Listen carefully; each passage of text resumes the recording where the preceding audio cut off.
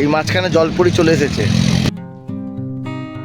টুকটুকি fridge magnet collect করার আমার খুব খুব খুব বড় শখ। এখানে একটা চাকা রয়েছে, যেই চাকাটা হচ্ছে ঘুড়ির কাজ করে। এটা ওবি আমাকে বার্থডেতে গিফট করেছে।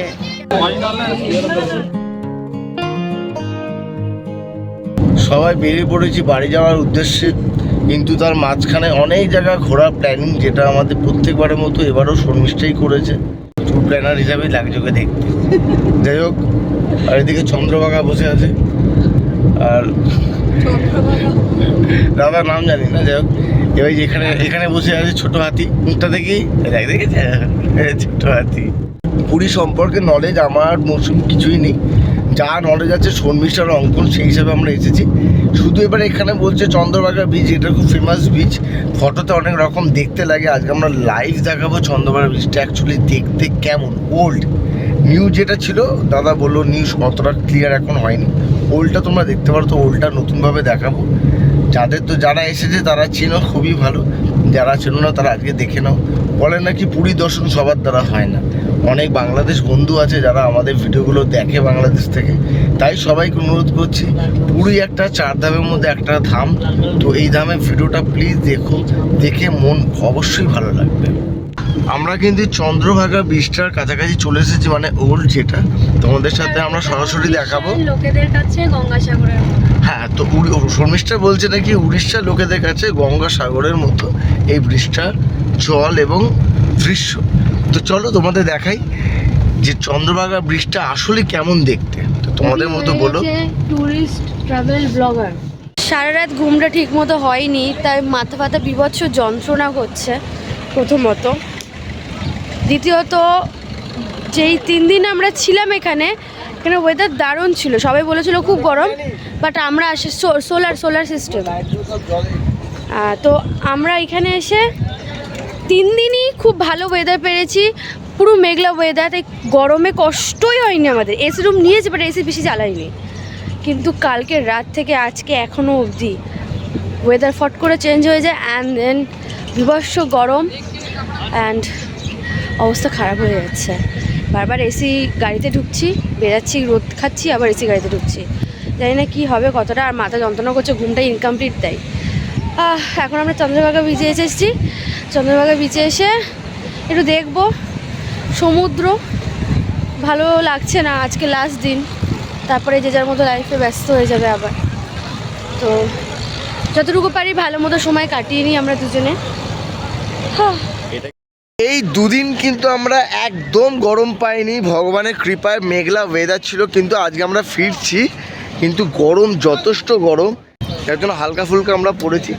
দেখি এবার ব্রিজটা দেখাই, টুকটুকি নেমে পড়েছে। এই ড্রেসটা ওবি আমাকে বার্থডেতে গিফট করেছে, কেমন লাগছে তোমরা বলো গাইস, ঠিক আছে? চলো। সবাই বলে যে দুটো জিনিসের কখনো শেষ নেই, এবং জলের ভাগ আমাদের পৃথিবীতে সব থেকে বেশি, 70%। তো আমাদের চোখেই যা পড়ে না, কারণ আমরা স্থলে বেশি থাকি, তো আমাদের মনে হয় স্থলটা অনেকটা বড় জল থেকে, কিন্তু আদৌ নয়। দেখেছো কোন দূর সমুদ্র, শুধু সমুদ্র আর সমুদ্র। এই মাঝখানে জলপরি চলে এসেছে, সমুদ্র মাঝখানে জলপরি নিয়ে উল্টো পড়েছে। অ্যাকচুয়ালি আমরা মানে কি বলবো, প্রথমবার এসেছি পুরীতে, দীঘাতে তো গেছি এরকম সমুদ্রে দেখেছি, পুরীর জলটা একটু নীল টাইপের, স্নানও করেছি, প্রচুর আমরা স্নান করেছি, বাট স্টিল যাওয়ার সময় এখনও মনে হচ্ছে, সমুদ্র দেখছি তো মনটা খুব শান্ত হয়ে যাচ্ছে, কিন্তু মনও খারাপ লাগছে। আর এই চন্দ্রভাগা বিচে এসে সমুদ্রের দিকে তাকিয়ে না অনেক কিছু ধারণা চিন্তাধারা পাল্টে যায়, সেটা আমরা ফিল করতে পেরেছি। আদারওয়াইজ তোমরা দেখো পুরো বিচটা, তোমাদেরও দেখা উচিত, আমরা তো দেখছি, তোমরাও দেখো। এই দেখো, এই হচ্ছে সমুদ্র, যেটা দুনিয়ার 70 ভাগ। এই যে মন্দির আছে একটা, ওদের চোখে পড়বে কিনা জানি না, জুম করে দেখাচ্ছি একটুখানি, ঠিক আছে? দেখ,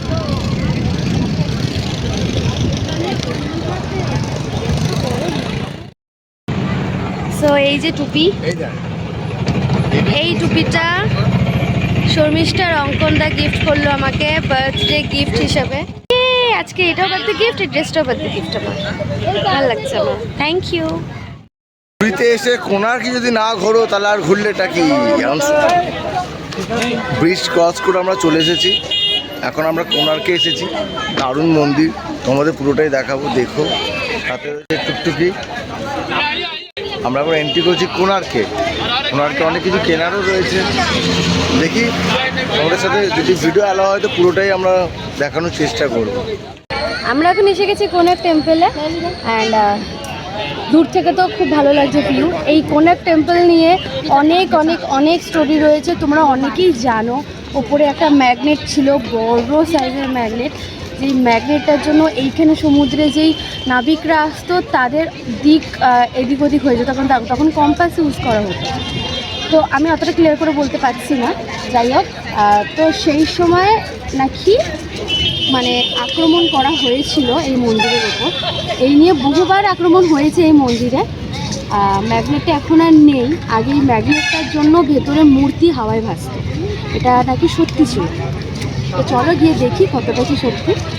ভালো তো লাগছে, স্টোরি তো জানি, হিস্ট্রি তো জানি, বাট জানা আর নিজের চোখে দেখা দুটোর মধ্যে আলাদা তফাৎ। আর এখানে একটা চাকা রয়েছে, যেই চাকাটা হচ্ছে ঘড়ির কাজ করে। আগেকার দিনে সূর্যের উপর ডিপেন্ড করে ভাবে বানানো হয়েছে, দারুণ আর্কিটেকচার, দারুণভাবে বানিয়েছে ব্যাপারটাকে। সব কিছুই দেখবো, তবে এতদিন শুনেছি আর ভিডিওতে দেখেছি, আজকে নিজের চোখে দেখবো, তাই খুব ভালো লাগছে। তো কোণার্কে আমরা চলে এসেছি, তোমরা দেখতেই পাচ্ছ। কিন্তু দেখ ডুয়েল ভিডিও, আমরা মন্দিরটা অনেকটা দূর অনেকটা দূর অনেকটা দূর, এবার যাচ্ছি মন্দিরের কাছাকাছি। লোক খুব, সামনেটা গিয়ে বোঝা যাবে মন্দিরটা কেমন। ভেতরে জানি না যে ফোন অ্যালাউ আছে কি না নেই, তাও একবার আমরা দেখে নিচ্ছি কি ফোন অ্যালাউ আছে কি না নেই। এবার দেখে নিই, অ্যালাউ যদি হয়তো খুবই ভালো ফোন, তাহলে পুরো ভিডিওটাই দেখাতে পারবো। এখানে এরা সব বক্তৃতা দিচ্ছে যে মন্দিরের ব্যাপারে কোনো ইতিহাস, ক্লিন হচ্ছে সব এই জায়গায়, সুন্দর জায়গা বেশ। মন্দিরে ঢোকার আগেই বাঁ দিকে পড়বে এরকম টিকিট কাউন্টার, 40 টাকা করে পার হেড টিকিটের দাম আমাদের ভারতীয়দের জন্য। টিকিট নিয়েই আমরা ঢুকে পড়ি মন্দিরের ভেতরে। আমরা এন্ট্রি করে ফেলেছি কোণার্ক টেম্পলের ভেতর, যাচ্ছি ধীরে ধীরে। আর এই যে সামনের ভিউ, এটা কি দারুণ লাগছে না দেখতে, খুব বড় মন্দির। এই দুদিকে দুটো সিংহ রয়েছে, এটার কিন্তু আলাদা মানে রয়েছে। আর নাম হচ্ছে যে মন্দিরটা রেডি করেছিল, না না, ওপরে সিংহ আছে, তার নিচে হাতি আছে, হাতির নিচে একটা মানুষ রয়েছে, দেখ। ঠিক আছে, এটার আলাদা মিনিং আছে, এগুলো তোমাদের আমি ভিডিওতে পরে আলাদাভাবে বলবো। আমি আসার আগে অনেক রিসার্চ করেছি এই মন্দিরটা নিয়ে, পরে ভালো মতো বলবো। এখন তোমরা আপাতত মন্দিরটা দেখো। 1300 শতাব্দীতে নির্মিত ভারতের উড়িষ্যা রাজ্যের পুরী জেলার কোণার্ক শহরে এই মন্দিরটি অবস্থিত। বিশ্বাস করা হয় যে মন্দিরটি 1255 খ্রিস্টাব্দে পূর্ব গঙ্গ রাজবংশের প্রথম নরসিংহদেব এটি নির্মাণ করেছিলেন। মন্দির কমপ্লেক্সটি একটি বিশাল রথের আকৃতিতে, মানে শুকনো কারুকার্যময় পাথরের চাকা, স্তম্ভ ও দেওয়াল সহ তৈরি করা হয়েছে। বলা হয় যে ভারতের 7টি বিস্ময়ের বিভিন্ন তালিকাতেও এই মন্দিরটি রয়েছে। মন্দিরটি পুরী থেকে 35 কিলোমিটার দূরে এবং ভুবনেশ্বর থেকে 65 কিলোমিটার দূরে অবস্থিত। আজও ভোরের সূর্যোদয়ের প্রথম আলো মন্দিরের প্রাঙ্গণে এসে পড়ে। বেদি থেকে শুরু করে চূড়া পর্যন্ত প্রতি ইঞ্চি জায়গায় পাথরের ভাস্কর্য ও কারুকার্য রয়েছে। এই মন্দিরে দেবতা থেকে শুরু করে পৃথিবীতে থাকা সমস্ত প্রাণীদের নিয়ে এক সুন্দর ভঙ্গি শিল্পকলার চরম উৎকর্ষের নিদর্শন রয়েছে। মন্দিরে ঢুকতেই শুরুতে রয়েছে সিংহ, হাতি এবং মানুষের এক অদ্ভুত শিল্পকলা। মন্দিরের তোরণে মানুষের মূর্তি সাহিত্য, সিংহ শক্তি অর্থাৎ ক্ষমতার প্রতীক এবং হাতি অর্থাৎ সম্পদের প্রতীক, এদের মাঝে পিষে মরছে মানুষ। মন্দিরটি গড়ে ওঠার পেছনে দুটি মত রয়েছে। প্রথমত, পূর্বগঙ্গ রাজবংশের নরসিংহদেব 1232 থেকে 1255 খ্রিস্টাব্দে প্রথম বাংলা জয়ের স্মারক রূপে চন্দ্রভাগা নদীর তীরে প্রাচীন মিত্রাবনে অর্থাৎ আজকের কোণার্কে এই মন্দিরটি প্রতিষ্ঠা করেন। আর দ্বিতীয়ত কারণ হচ্ছে, পুরাণ মতে শ্রীকৃষ্ণের পুত্র শ্যাম রূপে অত্যন্ত নয়ন ভুলানো ছিলেন, সব মহিলাদের নজর কাড়তেন। শ্যাম একদিন নারদের ডাকে সাড়া দিতে ভুলে গেলে নারদের মনে প্রতিশোধ স্পৃহা জাগে। একদিন কৃষ্ণ যখন গোপিনীদের সঙ্গে লীলায় ব্যস্ত ছিলেন, তখন নারদের মন্ত্রণায় শ্যাম সেখানে ঢুকে পড়ে। সেই সময় গোপিনীদের নজর তার উপর গিয়ে পড়ে। তখন শ্রীকৃষ্ণ প্রচুর রেগে গিয়ে তাকে অভিশাপ দানের প্রয়োজনে শাস্তি দেন যে তার রূপ হারিয়ে যাবে। তখন মনের দুঃখে কাঁদতে কাঁদতে সে কোণার্কে সমুদ্রের তীরে এসে সূর্যদেবকে কঠোর তপস্যায় মুগ্ধ করে নিজের হারানো রূপ ফিরে পেয়ে সমুদ্রের তীরে মন্দিরে এই মন্দিরটি প্রতিষ্ঠা করে। তো তোর কেমন লাগলো টুকু ঘুরে?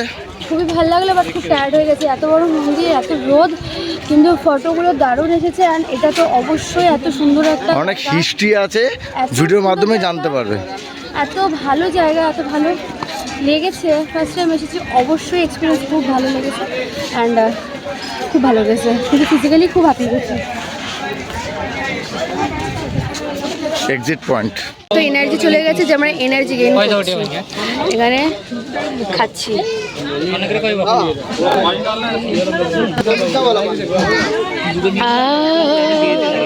ফ্রিজ ম্যাগনেট অনলি নেওয়ার ছিল, বাকি সব কেনাকাটা হয়ে গেছে। যেহেতু তোমরা জানো ফ্রিজ ম্যাগনেট কালেক্ট করার আমার খুব খুব খুব বড় শখ। তো এসেছি পুরীতে ঘুরতে, আর এখানে একটা স্মৃতি নিয়ে যাবো না, সেটা তো হয় না। তাই ফ্রিজ ম্যাগনেট কিনেছি। আমি জগন্নাথ ঠাকুরের সব জায়গায় পেয়েছিলাম, পুরীতেও জগন্নাথ ঠাকুরেরই পেয়েছিলাম, বাট আমি জগন্নাথ ঠাকুর নিতে চাইছি না, কারণ আমার ফ্রিজে আমিষ খাবার থাকে। এবার আমিষ খাবার ফ্রিজে থাকে, সেখানে জগন্নাথ ঠাকুরের মূর্তি মানে মুখ রেখে তো লাভ নেই। তাই আমি এরকমই খুঁজছিলাম, আর এখানে এসে পেয়ে গেছি কোণার্কে। খুব পছন্দ হয়েছে আমার, এটা 20 টাকা নিয়েছে মাত্র। আমি এখানে ভিডিও করছিলাম, তো এই দাদা দুটো আমাকে ইউটিউবের সম্পর্কে জিজ্ঞেস করছিল যে তুমি ইউটিউব করো কিনা। আমি বললাম যে হ্যাঁ। তো দাদা আমার নাম নিয়ে বললো একটু দাও দেখি, সাবস্ক্রাইব করি। তো এই যে আমার চ্যানেল খুলে দিয়েছি এখানে, দাদা সাবস্ক্রাইবও করে দিয়েছে। Thank you. মৌসুমি গায়েন। হ্যাঁ হ্যাঁ, এই যে দাদা সাবস্ক্রাইব করেছে, খুব ভালো লাগলো, থ্যাংক ইউ। এই দাদাও করেছে। ওই যে ওখানে আছে, একটু দেখে তুমিও একটু সাবস্ক্রাইব করে দিও, থ্যাংক ইউ। আর এই দোকান থেকে ম্যাগনেট কিনেছি, খুব ভালো ব্যবহার দাদাদের। কোণার্ক টেম্পল থেকে বেরিয়ে ডান দিকে মন্দিরটা, মানে এনার দোকান, তোমরা এসো, খুব ভালো ব্যবহার। টাটা, হ্যাঁ আসছি।